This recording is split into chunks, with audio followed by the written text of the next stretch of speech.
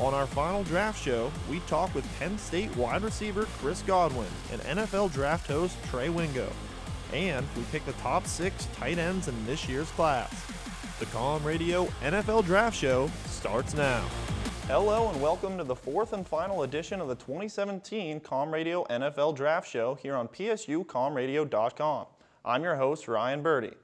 NFL executives already had concerns about defensive standout Jabril Peppers heading into the week of the draft, and with recent news, it looks like those worries will only continue to grow. ESPN reported Monday that the former Wolverine tested positive for a dilute sample at the NFL Combine. He becomes the second high-profile draftee in the past week to draw a dilute sample, joining Alabama prospect Reuben Foster. While a diluted sample does not mean the same thing as a failed drug test, NFL policy treats the result the same way, meaning both players will now enter Stage 1 of the NFL's intervention program. How much these results will affect each athlete's draft stock remains to be seen. Former Florida defensive tackle Caleb Brantley was charged with misdemeanor battery after allegedly punching a woman. A report filed to the Gainesville Police Department on Friday says the incident happened at a bar back on April 13th when Brantley got into an altercation with a Florida woman. Witnesses say the argument ended with the prospect, quote, striking her in the face and knocking her unconscious, and leaving dental injuries such as a displaced tooth. Brantley's attorney has since alleged that the claims are false, saying the defensive lineman was hit first and that he is the real victim. Prior to the incident, the former Gator was considered a bubble first or second round talent in this year's draft. In related news, Oklahoma's Joe Mixon settled a civil lawsuit revolving around his 2014 incident in which he punched a woman in the face. The plaintiff, Amelia Molitor, and Mixon met privately last week before releasing a joint statement on Friday dismissing the charges against the running back. Molitor said, quote, "We both could have handled things differently," unquote, and wished Mixon the best luck in the future. The terms of the agreement were not released. In other news, another former Sooner, Adrian Peterson, has found a new home in the Big Easy. The free agent has reached a 2-year deal with the New Orleans Saints, worth $7 million, with $3.5 million guaranteed in 2017. The contract can be worth up to $8.25 million and was the only deal formally offered to the 10-year veteran this offseason. Last year, the longtime Viking gained just 72 rushing yards in 3 games due to a torn meniscus. Peterson now joins Mark Ingram in the backfield to form a 2-headed rushing attack behind quarterback Drew Brees. But with the new contract and teammates also comes an added bonus, as the running back gets to open the season against his former squad with a Week 1 matchup in Minnesota. Finally, former number 1 overall pick Jake Long retired Monday after 9 seasons in the NFL. The tackle was picked by Miami with the first overall selection in the 2008 NFL Draft. He reached a Pro Bowl in each of his first 4 seasons and was a first-team All-Pro selection in 2010. Long would eventually leave the Dolphins, but his career would be shortened by an Achilles tear and 2 ACL injuries in his final years. The Michigan grad spent time with St. Louis, Atlanta, and Minnesota before he ultimately decided to hang up the cleats. I'm now joined at the desk by Brandon Pelter and Jesse Finver. And guys, let's start with the quarterback position here in our ACC breakdown, where this conference has a lot of the top quarterback prospects. Jesse, who do you feel like has the best potential to have a solid NFL career? A lot of guys like Mitch Trubisky. I'm not one of them. As a Jets fan, I really hope that they don't take him. And I really like Deshaun Watson. I hopefully he can get drafted within the first or second 2 rounds. But I really think that he has the intangibles. He's been in big games before, knows how to take on tough opponents. He's played Alabama twice now. It's just way more. He passes the eye test. That's basically what it is for me. I agree with you, Jesse. I think Trubisky is a guy that was a 1-year starter and really forewent his final season at UNC. It would have really helped him to be there, but Deshaun Watson is a guy that was sacked just 32 times and nearly 1,200 dropbacks. He knows how to step up in the pocket. He was a Heisman finalist twice. He and his team won a national championship. He knows how to lead his team, and I think he's a great voice that you want in your locker room. You know who Trubisky reminds me of? Mark Sanchez, a guy who only got 1 year of experience and then was thrown into the NFL after experiencing a great program like USC. UNC is not nearly as good as USC, obviously. Different head coaching situation in college as well, but I just see a lot of similarities in the 2 players, and you need a little more experience than just 1 year in college. Deshaun Watson, he's just the pick. Now, the ACC also has one of the best stories in the draft in Pittsburgh running back James Conner, who sent an open letter out to GMs via the Players Tribune saying he is more than just the guy who beat cancer. When will he be hearing his name called in Philadelphia, and can he make an impact at the next level? I'm thinking around the 3rd or 4th round. That's what Mel Kiper has right now, him on his big board around like 118. So I'm thinking around the 3rd or 4th round. He's a really good running back. He really is. He's a smart running back, knows which holes to hit, good vision, but he doesn't have that second level speed. So I'm thinking 3rd or 4th round, it's not going to be taking a risk. You know, he's still a solid guy who has good character, and he shows that he can fight through anything, literally anything with cancer. So I think he'd be a good 3rd or 4th round pick. I think he's a guy you take a little later, maybe in the 5th round, because he doesn't necessarily have that versatility that some of the backs do, but he is a guy that you mentioned, and he fought through a lot, and that's a great attitude that you could have in your spring practices, in your training camps, and that's a guy that you want on a team. And you also know it's a guy that's going to give you a consistent effort, and I think might be able to transform himself into a more versatile guy that can be used in different ways in the league. Another big thing, he likes to pick up blocks. You know, not a lot of running backs do that, so it's definitely a plus for him.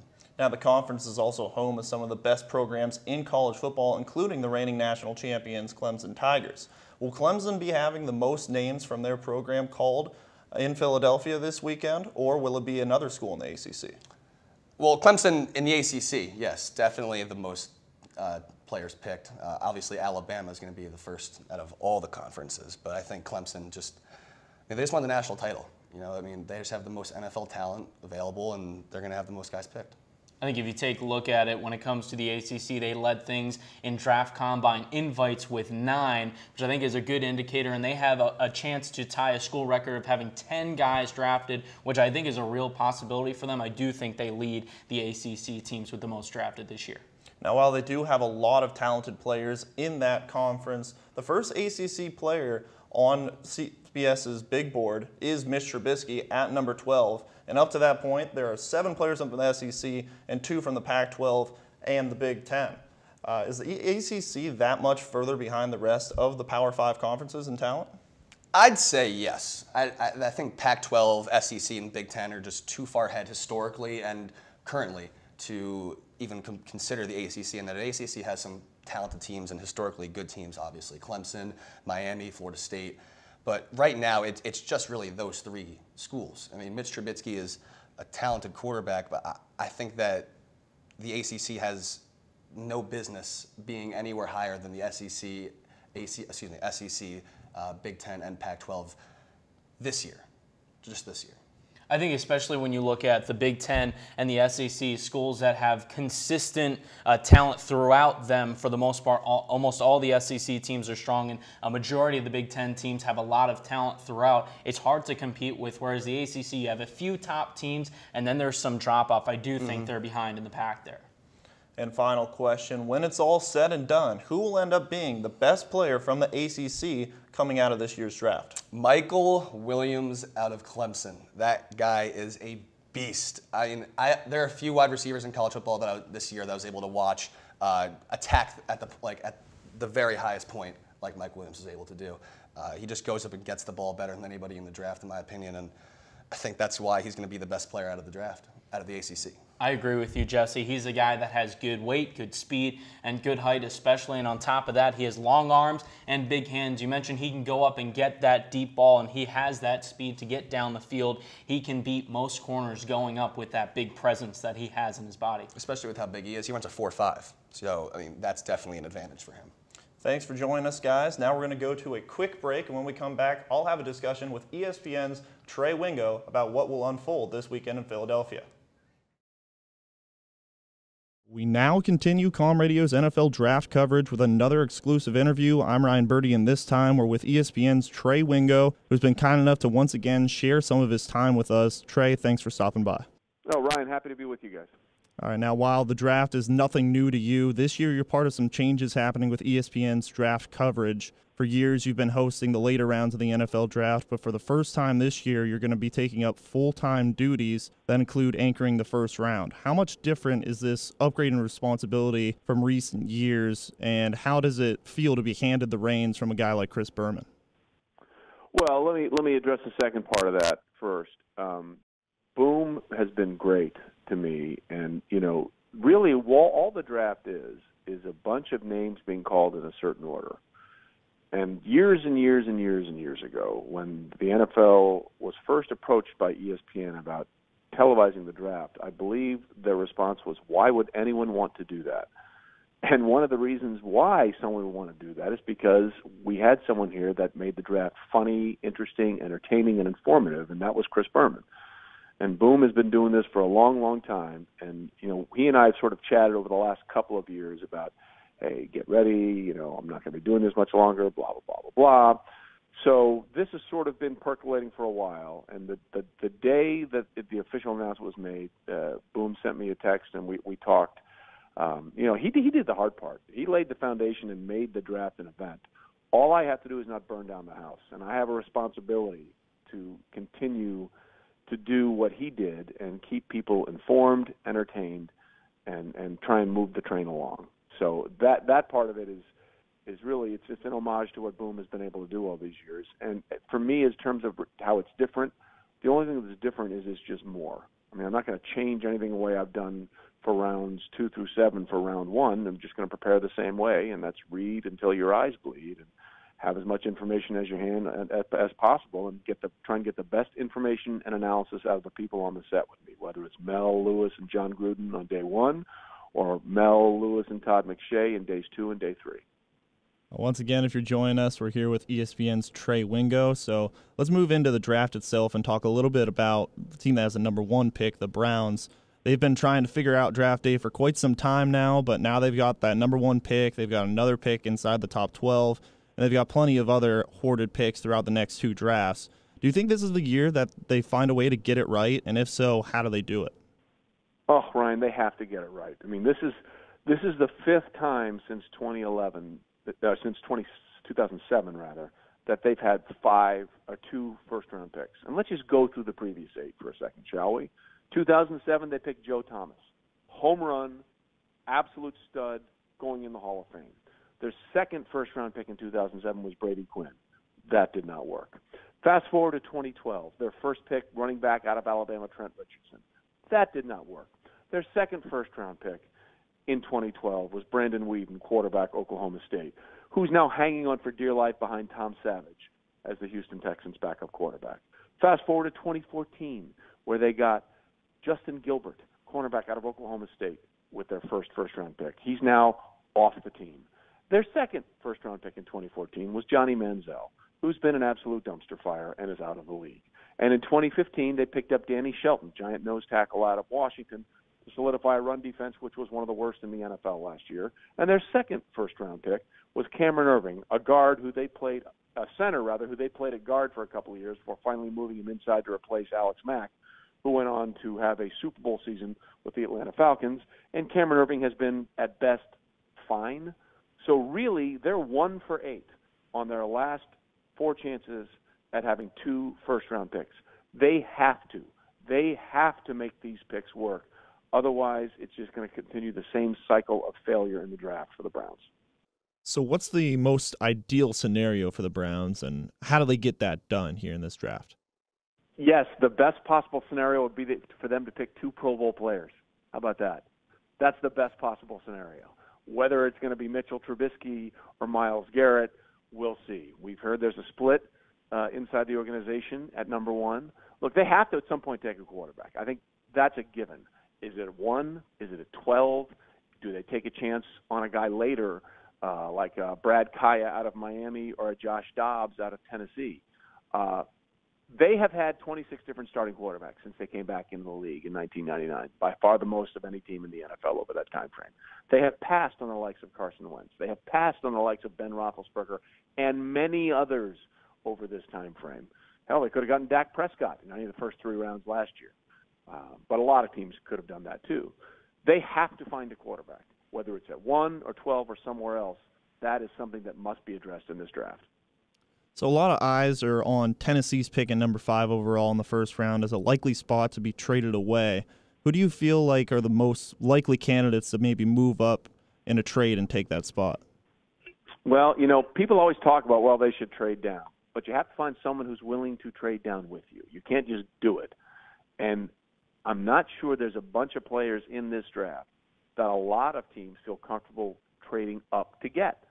So there's one player I think that's generating more buzz than anybody else in this draft right now, and that's the running back out of Stanford, Christian McCaffrey. He is the one guy that teams are really thinking about moving up to get, because Carolina needs a running back at 8. Jacksonville needs a running back. Philadelphia would certainly love to see him at 14, but I don't think there's any chance he stays till 14. So if you're going to trade, I think that's the guy you're trading up to get, and the question then becomes how high do you need to go to get him? Because is Jacksonville going to take Leonard Fournette, or they may take Christian McCaffrey? Does that mean that the Carolina Panthers then are going to take McCaffrey if Jacksonville takes Fournette? So then you'd have to jump ahead of 8. The Saints would love to have him, but I don't think there's any chance he's going to be there at 11, and they just signed Adrian Peterson, and they need massive defensive help as well.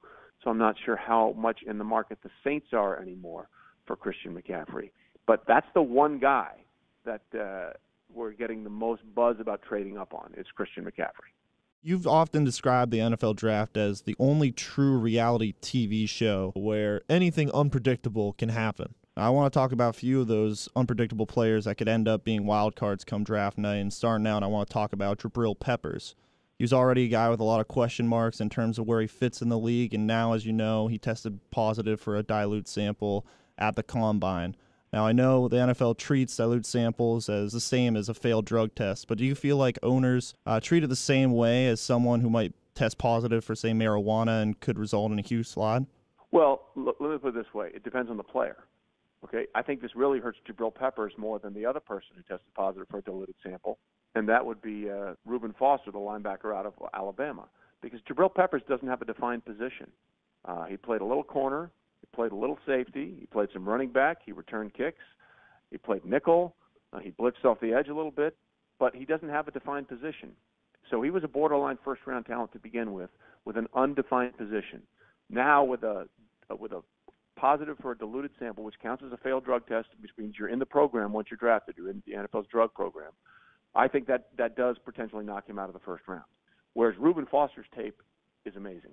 Reuben Foster makes all kinds of plays from a determined position on one of the best defenses in college football this past year.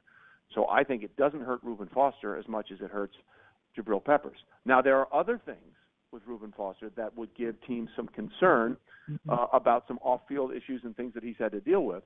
But in terms of the diluted sample, it's certainly going to hurt Jabril Peppers more than it's going to hurt Reuben Foster. On Jabril Peppers, talked a little bit about how he's kind of a great athlete, but he's got that undefined position. What position do you think is going to suit him best at the next level? Or do you feel like he could end up being one of those rare, successful, multi-position players in the NFL? Well, there are some that look at him as a Dalen Buchanan type who came into the league as a safety and then sort of became a linebacker more than anything else. I'm not sure he's big enough for that. I think he's a safety. But there's a skill set that goes along with being a safety. And you put in the tape and you watch Jamal Adams, the kid out of LSU, that's a plug-and-play safety. You get him in there, he's going to do everything you need him to do. And he understands how to play. His lineage is great. His dad was a 19th overall selection in the first round in 1985, a running back out of Kentucky. He knows it. He gets it. And I'm not saying Jabril can't get it, but if you're taking a guy in the first round, you want him to understand the position he's going to play, unless you're willing to bench a quarterback for a couple of years. So I think that's a problem for Jabril Peppers. I think he's going to eventually be a safety, but the question is, how good of a safety is he going to be? And finally, as you mentioned earlier, the draft setup this year will be on top of the Rocky Steps. Rocky, of course, is a great underdog story in itself, but among the many stories of this year's draftees, what is one story in particular you are excited to talk about come draft day? No, there's a ton of them. There's a kid, Xavier Copeland, a cornerback out of Portland State, who realized he had a heart defect and was going to have to get it fixed, a valve, when he was 30 or 40, until they realized as a sophomore in high school when he was playing 3 sports, his heart was pumping at about 40%. So he had open heart surgery as a teenager and still managed to come out and play collegiate football, and probably is going to get drafted. There's a receiver named Krishan Hogan out of Marion College or Marion University, who went to another school first in Indianapolis and didn't get along with the coaches, got a C in his football evaluation, the one class he took as football, and then quit, spent his time in Indianapolis on the overnight janitorial service at the Indianapolis Convention Center, cleaning toilets, worked at an inflatable slide place called Monkey Joe's for kids, just so he could make enough money to get back into school, and then became the only NIAI player in football last year to be invited to the Combine, has a chance to get drafted. There's a kid named Michael Roberts, a tight end out of Toledo, who didn't have the grades to go to Ohio University, academically ineligible, so he got admission into Toledo, but couldn't get on scholarship because he didn't have grades. So he did everything he could possibly do. He took out loans. He worked at a Five Guys Burgers and Fries near the place. He sold steak knives. He DJ'd parties on the weekend just to stay afloat so he could pay for his tuition to stay in and eventually get that scholarship. He's going to get drafted, and he actually pulled a 3.0 several semesters at Toledo, which he'd never done in high school. So I admire those kind of stories. And the thing that I would tell everybody as we wrap this up, remember, you're not drafting a product. You're drafting a person. Every one of these kids, first of all, is a kid, and secondly, he's an actual human being. People sometimes see NFL players like they saw teachers when they were in elementary school. Mm-hmm. You're just supposed to be in this school Monday through Friday. If I see you outside of school, that's weird for me. No. These are real people, and they're real persons that have real lives. You see them on Sundays, Mondays, and Thursday nights, but they're actual human beings. They're not widgets, and we're going to try and present them as such. Definitely an important thing to remember, and there are a lot of great stories in this year's draft. Once again, a big thanks to you, Trey, for being able to share some of your thoughts and some time from your busy schedule.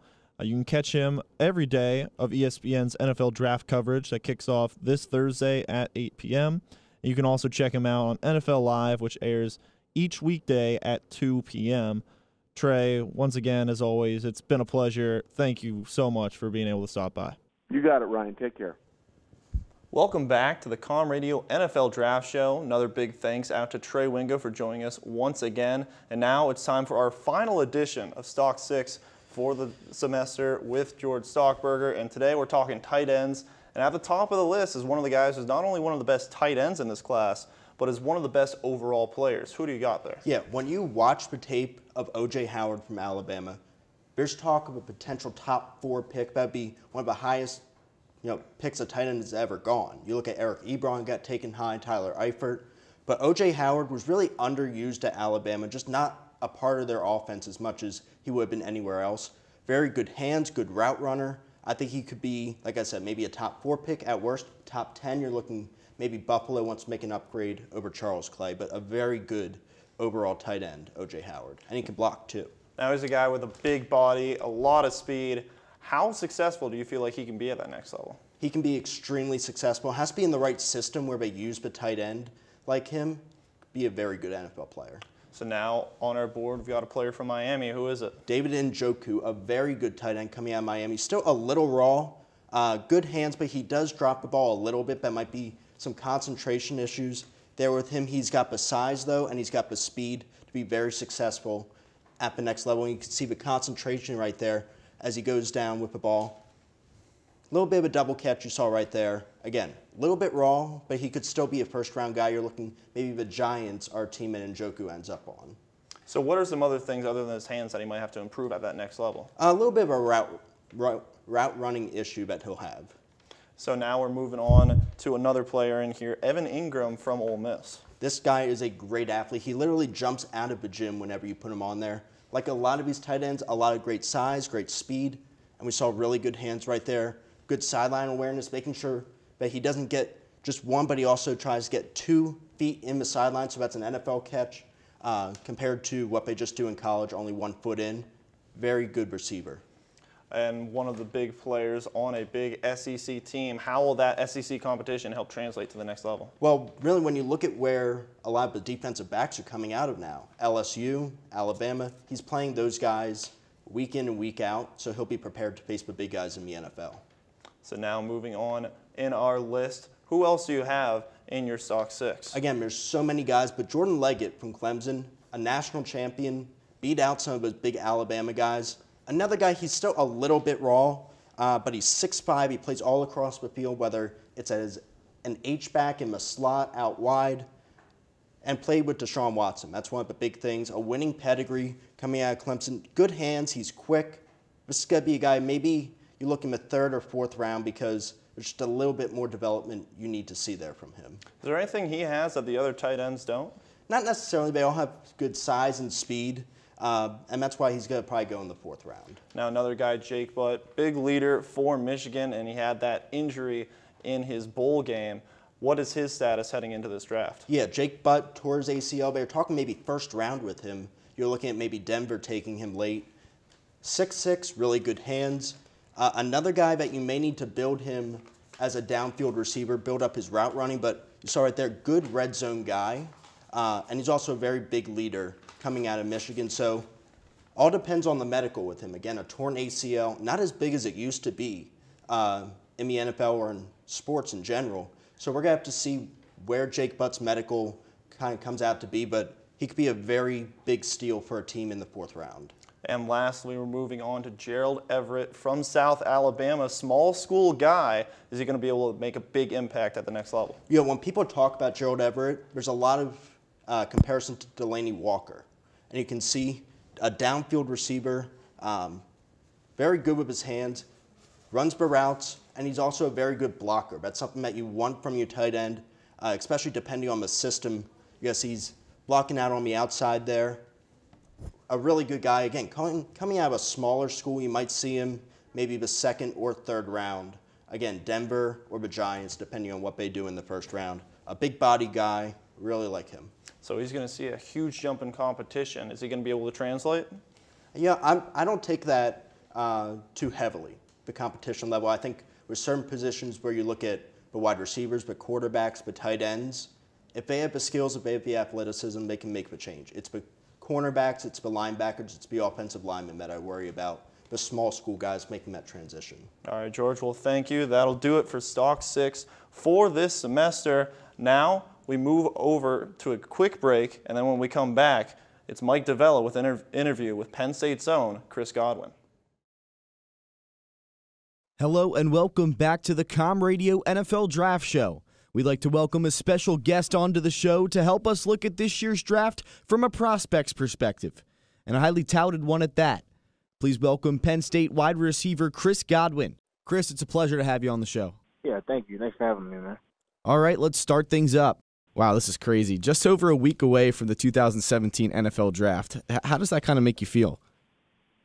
Yeah, honestly, I mean, it's unbelievable, to be honest with you. You know, being a fan of football my entire life and always watching this whole, guys go through this process and watching guys get drafted and do this whole deal that I'm going through right now.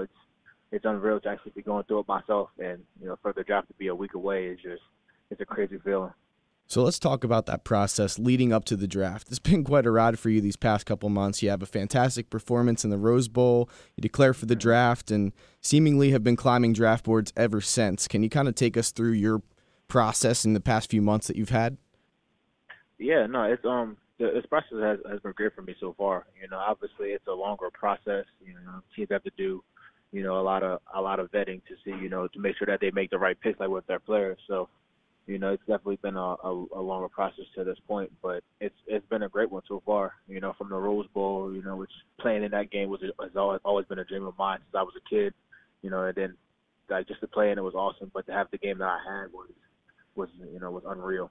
And then, obviously I declared so shortly after, and then it's been, in my mind it's kind of been like an uphill climb, throughout this entire process. I've been out to really prove myself and, not necessarily prove, to really anybody else, but, prove to myself that I can put out the numbers that I know, and output that I know that I can, show everybody else. It's been a fun process so far. And, I was training for the combine down in Florida at Exos, and that was a great experience. I got to meet a lot of great players. The staff there was great, and I learned a lot, as well as I got better. Then moving on to the combine, I was able to put all my hard work onto the field in front of everybody. Obviously I ran a 4.42, and and it kind of surprised people, but it didn't surprise me. Those were times I was used to running, and so just being able to really put it on display for everybody to see was kind of a weight off of my shoulders. And then, like you said, ever since then, I just been climbing draft boards. So it's cool to be in this position. Speaking of your time in Florida, what was it like working with such a storied kind of guy like Calvin Johnson leading up to the combine? Yeah, it was it was the chance of a lifetime, man. Calvin, he's a great guy, man, and he took the time out of his out of his life to come down and work with me. He didn't have to do it, and I'm incredibly appreciative of that opportunity. Obviously, he's one of the the best receivers that I watched in the generation of in my generation. So being able to really work with him and pick his brain was so crazy for me. And he's a laid back dude, man. He's real calm, he's collective, and so he's a very thoughtful guy. So I was really able to pick his brain and to learn a lot from him. So kind of taking a step back, what went into your decision to declare for the draft? Was it the Rose Bowl performance? Were you kind of leaning towards declaring before that? Take us through that. Yeah, no, I mean, it was a couple of different things. Above all, I felt like I was ready to make the next step. Over the past 3 years, I've learned a ton from not only my coaching staff, the coaching staff at Penn State, but from the players that I played with. I played with some great players and really, grew with them. And, everything that I've learned here, are things that I'm going to use, at the next level. So I can't thank the staff, and my teammates enough for helping prepare me to get to this point. But, I really felt like I was ready to make the next step and to use all that I've learned, put that to good use. So I mean, it was definitely not an easy decision for me, but like I said, I felt like it was the right one. So sticking with the kind of preparation theme, what kind of prep goes into getting ready for an NFL draft? What have you been up to lately to ensure that you're fulfilling your highest potential? Yeah, it's there's a lot of things that really go into prepping for the draft. Obviously, like aside for it's post combine and post pro days, so all of the 40 stuff and the testing stuff is out the window. So from this point on, it's literally just getting your mind and your body ready for what you're going to experience, at the next level, because, obviously everybody there is athletic, everybody is fast, and, the game is much faster. So you have to be on top of your game. You have to be ready to compete with the best in the world at what we do, and so that's the things I've been trying to focus on, just improving the little techniques, of being a receiver, like little things like route running, make sure that, my mental game is on as far as, assignments and just little nuances of playing the receiver position. So, I just, studying different receivers who are currently in the league, just talking to different people, just getting different people's perspective on, how to really come in as a rookie receiver and really make the biggest impact that I can. So going back to talking about your coaches and how big of an impact they've played in where you are today, what has it meant to you to be a Penn Stater and be a part of the program here? Honestly, man, it's a blessing. Obviously, the history that's behind Penn State football is unrivaled, across the nation, and just to be a part of this tradition, to play in games like the whiteouts and to be supported by the best fan base in the nation is just it's been a crazy experience for me. I never really thought I would be in this position to be to play through through a program like this, and like I said, I've learned a ton from the coaching staff. I've grown so much over the past 3 years that, these are experiences that I'm gonna take with me for a lifetime. So, Allen Robinson was a guy who you essentially took over for 3 seasons ago, and he was drafted in the second round in 2014. He's kind of made the most of his NFL opportunities so far. Has it helped you? Has it helped your draft approach, seeing how Allen transitioned from PSU to the NFL, and he kind of been a mentor for you in this process? Yeah, I mean, it definitely, helps, seeing what he's been able to do. Obviously, he's had a ton of success so far, and it's clear to see why. Obviously he's a hard worker, and he has so much talent. Just he's one of the guys that I watch, to try to take bits and pieces of his game I feel like I can implement into mine. But I would love, for to kind of pick his brain, if I got the chance. But obviously, that it hasn't been able to happen yet. People are busy, and I understand that. So I'm sure we'll cross paths at some point. But I know, from what I hear, he's a good dude, and he deserves everything that he's achieved so far. You met with two teams close to home in the Philadelphia Eagles and the Pittsburgh Steelers. Now, you're a Delaware native and a Penn Stater, so how cool would it be to continue playing close to home for you? Yeah, it'd be honestly, it'll be awesome. But obviously, all of my family, like outside of my immediate family, is in Philadelphia.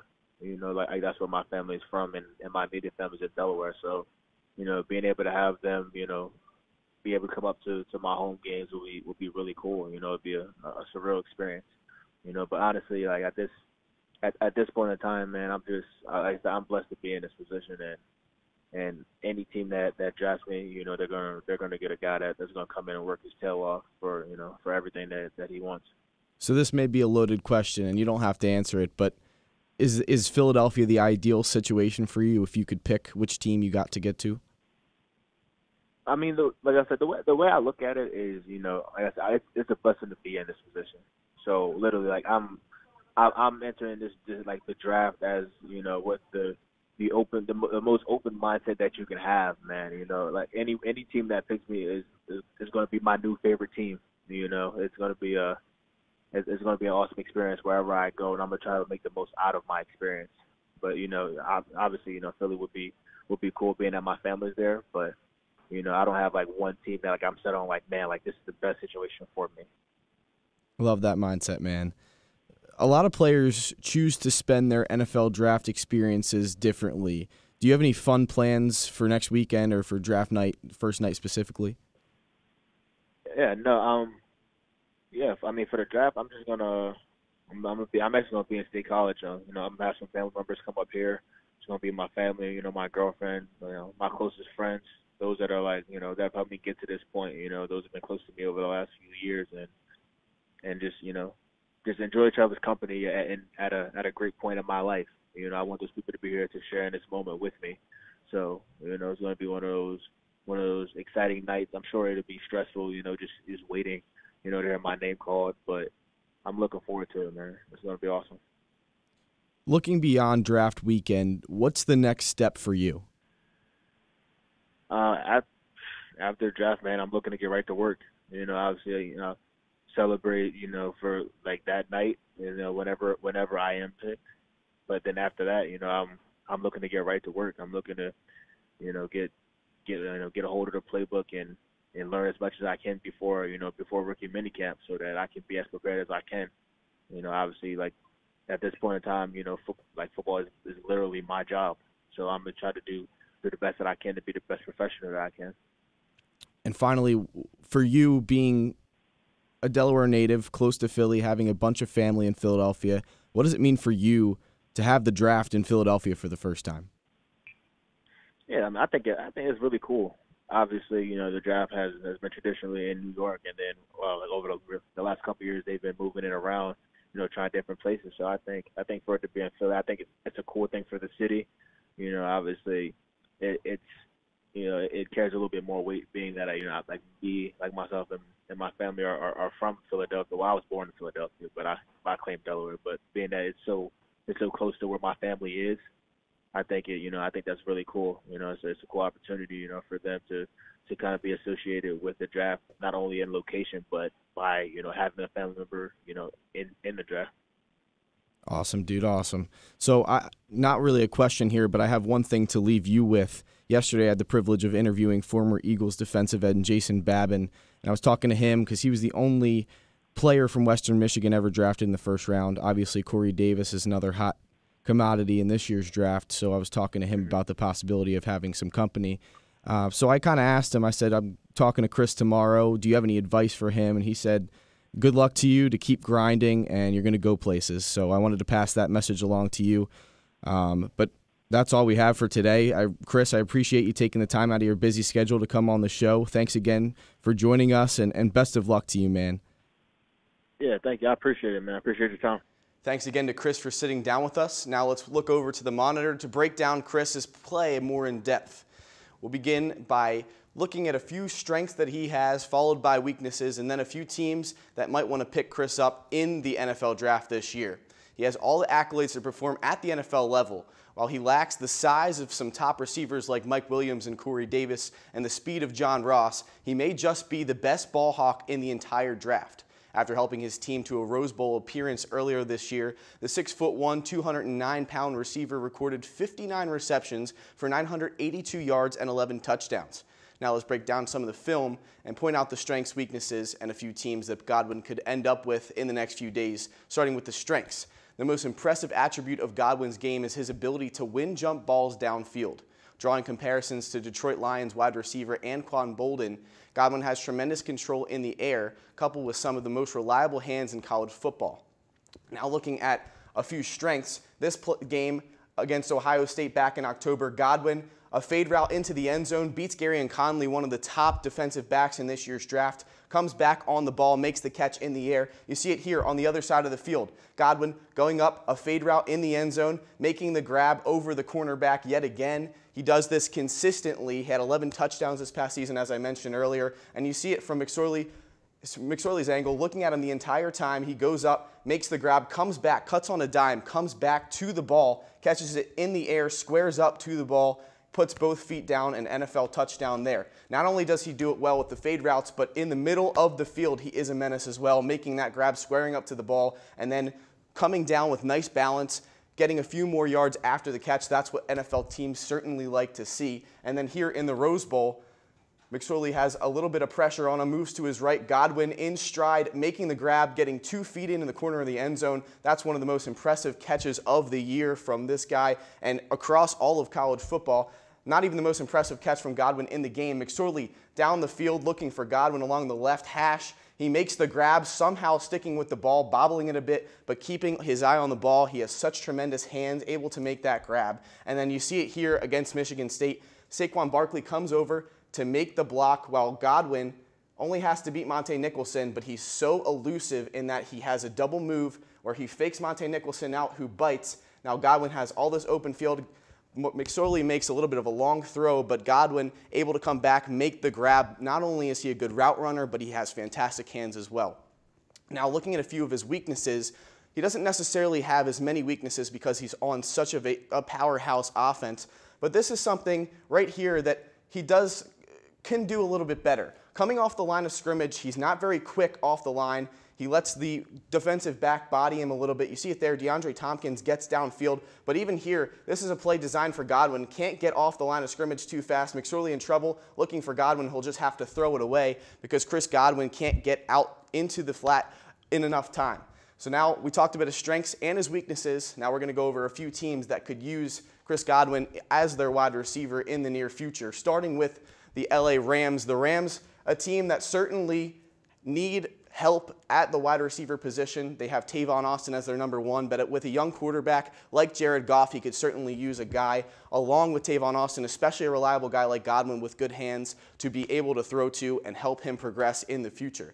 Now looking at a team with a similar situation with Carson Wentz, a young cornerback that had no wide receivers to throw to last year, the worst wide receiver tandem in all of the NFL. They did sign Alshon Jeffrey and Torrey Smith, but Alshon Jeffrey's on a one-year deal. A guy that is very similar characteristics to Jeffrey is Chris Godwin. He could certainly be a great fit in his hometown team with the Philadelphia Eagles. And the third team we look at is the Baltimore Ravens. The Ravens do have Mike Wallace, but outside of that, they really don't have a number 2 wide receiver. They drafted Brashard Perryman a few years ago, but he really hasn't seen the field all that much. And Chris Godwin could certainly be the reliable guy behind Wallace to be a sure number 2 right out of college. And that's why I think that the Baltimore Ravens are the ultimate pick for Chris Godwin to go to. It's a perfect fit for both sides, and Godwin's the type of guy that has the ability to come in right out of his first year and produce for that type of team. Joe Flacco can certainly take his game to new heights as well.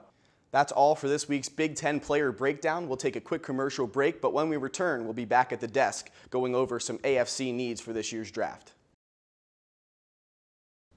Welcome back to the CommRadio NFL Draft Show, where now we are back at the desk where I'm joined by John McHugh and Jack Molesky, and now we're going to be talking about the AFC East. Now, this is the division that's home of the Super Bowl champion in the New England Patriots, and they're a team that was very busy in the offseason, but they're scheduled to be relatively quiet in the NFL Draft with their first pick not being until 72. What are the chances that they move up in the NFL Draft to get a pick a little bit earlier? I don't think they move up, and the reason being is you look what they did over the offseason. They re-signed Dante Hightower to a big deal. They also got Brandon Cooks in free agency. And so you look at the Patriots and you talk about a team that's been winning for the past 10 years in that AFC East division. I don't think they trade up, and their draft board is known to be one of the smallest in the NFL control rooms. I think they're looking at a guy in Trey Hendrickson. They've talked about him from Florida Atlantic. He fits what they need at the defensive end. He's probably the guy they're going to go with. Yeah, I agree with you. I really don't think the Patriots should do anything or will do anything, but, you know, with Bill Belichick, you can never take anything out of the equation. We don't know what he's cooking up. He might do it, but unless he pulls some kind of move like that, they don't need anybody to come in and make that first-round impact that a lot of teams do. They would have to give up some pieces for a higher pick than they have at 72. I don't think they're going to do it. Now we move over to Buffalo, where we're looking at a team that's lost a few weapons on the offensive end, namely Robert Woods and Marquise Goodwin. Now they have that number 10 pick. Is that too high for a wide receiver, or where do you see them going there? I would say usually it's too high for a wide receiver, but you look at Buffalo and they have no one. So the Buffalo Bills absolutely need a wide receiver, and in Corey Davis and in Mike Williams, you have two wide receivers that warrant a top 10 pick, at least in my mind. And so whichever one is available in that top 10 pick, whether it be Williams or Davis, I think Buffalo has to go with them just because you have absolutely no one. Yeah, I completely agree. It's barren in that wide receiver core for the Bills. They have nobody that can get thrown to. They have absolutely no weapons, nobody that an opposing defense would even think twice about going into a week. So they really need to go with the wide receiver with that number 10 pick.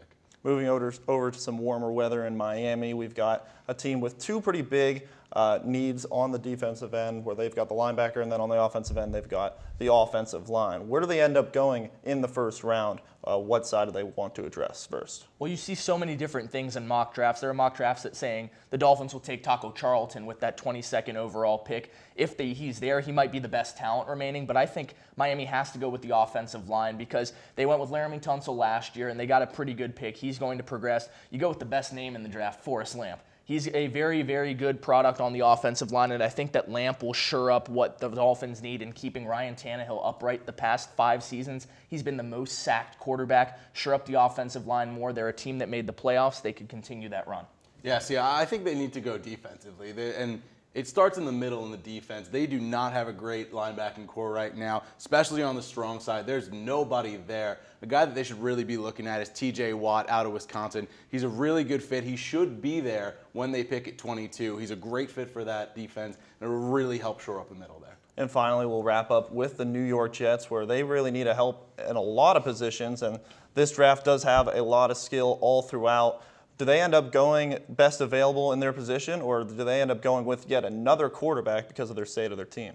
I think you go best available because the best available at number 6 might be a number 1 draft pick in some other drafts because of how deep it is this year. And the Jets, yes, you need a quarterback in this NFL, but you don't need one that bad to reach in a draft where, at least in my opinion, there's no franchise quarterback. So you could take a Trubisky there, you could take Watson, but don't reach for those guys. Maybe go Mahomes in the 2nd round. I think he'll still be there. Don't reach if you're the Jets. Go with the best available. I agree that they shouldn't, but knowing the Jets' draft history, I think that they will. They have a history of putting a lot of stock into guys that, frankly, don't deserve to have a lot of stock put into them. Guys like a Trubisky at number 6, where maybe he's not the pick that a lot of people would do, but I really think the Jets are desperate for a franchise quarterback to put that on somebody. They always are, and I think they're going to do it again. Thanks, guys. A lot of great input. We're going to go to a quick break, and when we come back, we're going to keep it right here and talk about the NFC East. Welcome back to the CommRadio NFL Draft Show, where we're back at the table, John McHugh, Jack Molesky, and myself, and we're going to be talking now about the NFC East. And let's start with the reigning defending champs in the Dallas Cowboys, where they've got a lot of their skill positions already filled, and they're pretty much a piece or two away from potentially making a run at it all. What 1 or 2 pieces do they still need to fill, and can they fill that in this upcoming draft? I think the Cowboys have to go with the defensive end.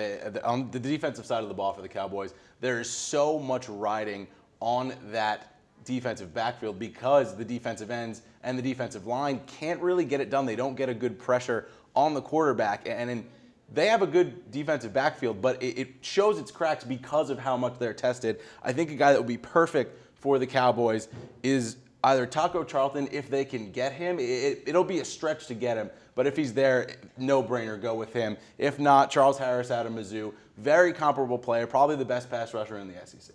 I agree with you completely there, John, just because of the fact that if you're good on the defensive up front at least, then that takes the load off in the backfield or in that secondary. And so for the Cowboys, what you have to look at is, like you said, Birdie, there are a couple teams that have a chance to make a run at it all. The Cowboys are one of them. They get that piece in Charles Harris from Missouri. He's a good fit. He can grow a little bit into his body. But Taco Charlton, I just don't believe is going to be there. If he is, you take him. If not, it's Charles Harris all the way. Now let's move over to the runner-ups in the New York Giants, where they had a solid season last year, made some decent off-season additions a la Brandon Marshall, but they're still somewhat of a rebuilding team. They only have 7 picks in this upcoming draft, so what do they end up doing? Do they end up maybe moving back to get some more picks, or do they maybe move up and try and get a more secure, solid player? You see, I think the Giants stay where they are. Their general manager, Jerry Reese, doesn't like to make big splashes. He never has, he never does. He's a guy who likes to find value in undervalued guys. He's been doing it his whole career. I think he's very comfortable with where they are in the draft and where they have their picks, and I think he'll just stick with that plan. They definitely don't move up, like you mentioned about Jerry Reese. He doesn't make big splashes, so maybe they move back, but I see them at least in the first round staying where they are, and I think one of those areas where they need help is the linebacker, so I go Jarrad Davis from Florida. He's 201 career tackles, and he's very good at getting after the quarterback as well. Battled some injuries to begin his career, but he's been healthy the last couple seasons. I like Jarrad Davis for the Giants. Now, the Washington Redskins slapped yet another franchise tag on Kirk Cousins, but his future is a little bit uncertain there in Washington. Do the Redskins start looking at quarterback somewhere in this draft? I don't think this draft, mainly because there's not anybody that really blows you out of the water. I think when you put anybody in this draft, Trubisky, Deshaun Watson, at least for the next year, up against Kirk Cousins is 100% the better quarterback. Kirk Cousins is a guy that I don't know if he would be the best person to kind of be a tutor, have a guy wait in the wings for a little bit, but I think the Redskins have other places that they need to focus on, and I think at least for this season, Cousins is their guy. What I'll say for the Washington Redskins is don't force it. If you come to a pick where you still have a quarterback available that your scouts are saying, take this guy, maybe we groom him in a couple years, because with Kirk Cousins, we know he's asking for a lot of money, and they haven't been able to find that contract that they've agreed to in this 1 year, so slap another franchise tag on him. If they can, again, he's gone. And I think he's a very good quarterback. He's serviceable in the NFL if he takes the next step. He's a starter for a long time. But if you find that right slot in the 3rd or 4th round where a pick happens to fall to you, why not take a risk with a quarterback there? Now we move on to the host of the drafts, the Philadelphia Eagles, where their biggest area of need is cornerback, and it's a good one to have since this is such a deep class. Is that going to be a first-round fix, or are they going to wait a little bit later to fill that need? Well, unless Marshawn Lattimore falls to them at 14, I think you wait. There's not a ton of cornerback talent up there aside from Lattimore, but in the 2nd round where they'll obviously have another pick, there's way more talent, way more options. So if it's not Lattimore in the 1st round, I think they have to wait. And where they're picking in that 1st round for the Eagles, you look at 14 and you think Christian McCaffrey because they don't have a running back. I mean, Darren Sproles is 34 years old. Ryan Matthews will not be back. So you look at the Eagles, the running back position, at least in my mind, from a skill set point, is something they need more than a cornerback. And like you mentioned, quarterback in a deep draft is one of the deeper positions. Maybe take a flyer with someone like Sidney Jones in the 2nd or 3rd round. He was injured. He won't play next year, but he's a 1st-round talent that people will shy away from because of that injury. So I think the Eagles have plenty of help. If they take a quarterback, maybe Marlon Humphrey from Alabama, he would be a decent option, but I think go McCaffrey here. Jack, John, thank you guys. And now we head into our final break. When we come back, we wrap things up with a 2-minute warning as John Petrolius joins me at the desk. Welcome back to the CommRadio NFL Draft Show, where we are ready for our final segment, the 2-minute warning. Joining me at the desk is John Petrolius. And John, you're going to try and answer as many questions as you can in these next 2 minutes, and the clock will start as soon as I read my first question. So, looking at this draft, who is the best prospect not named Myles Garrett? I have to go with O.J. Howard out of Alabama, the tight end. I think he's a guy, when you look at players who are NFL ready, he's a guy that stands out to me the most. He's a guy who can take over the middle of the field with his frame, great ability to run in open space. I love his ability to change the game out there. He can step right in, I think, for a team in the right spot that can draft him and start him right away. So I think O.J. Howard is the next best prospect in this draft that may go unnoticed a little bit. For the last 5 years, there's been 5 or more trades during the first round. I'm going to set the line at 4.5. Over or under? I'm going to go under with this one because, as we've said earlier on in the show, it is a very deep draft this year, and not a whole lot of prospects that you look at and say, wow, we need someone who can trade for this guy right away, make an impact. So it's a deep draft, but not a very spike in talent, I would say. So I'm going to go with the under on that one. The record for the most first-rounders selected in a single conference is 12. The SEC has a lot of talented players in this draft. Do they best that mark this year? I'm going to go with the under this one as well because I think out of those 12, I would say Alabama will have 5 or 6 of those players in the draft, and Alabama's NFL track record, not as high as you would think for as good of a school as they are for football. I'm going to go with the under on that one too. 1 year later, if you were going to redo the 2016 NFL Draft, who goes first? I think Ezekiel Elliott for the Dallas Cowboys. I think he goes first overall in every scenario. Led the league in rushing this year by 300 yards as a rookie. I mean, that is very impressive with his skill set and his explosiveness. If teams had seen his NFL talent this season, back in last season, no one would have passed him up. 6 starting quarterbacks in the NFL, 35 and older. What team needs to find a quarterback in this draft? I'm going to go with the Steelers and Ben Roethlisberger. He's getting up there in age, and the difference between the guys that you mentioned, other quarterbacks who are older, Breeze, Palmer, Manning, even Tom Brady, they're very pocket-style quarterbacks. Don't get hurt all that much. Ben Roethlisberger's style of play, he gets hurt a lot. And the quarterback for Pittsburgh that would take over now is Landry Jones. I don't trust him in Pittsburgh. I think they get a guy like Mahomes or Peterman later on in the draft. All right, thank you, John. And that's it for our final episode of the CommRadio NFL Draft Show. A big thank you to the Donald Belisario College of Communications for making this show possible. We will be live from the Philadelphia Art Museum all weekend long, so be sure to join us for every pick of the 2017 NFL Draft. You can listen to all of our expert analysis on psucommradio.com or follow us on Twitter at psucommradio. Have a great day.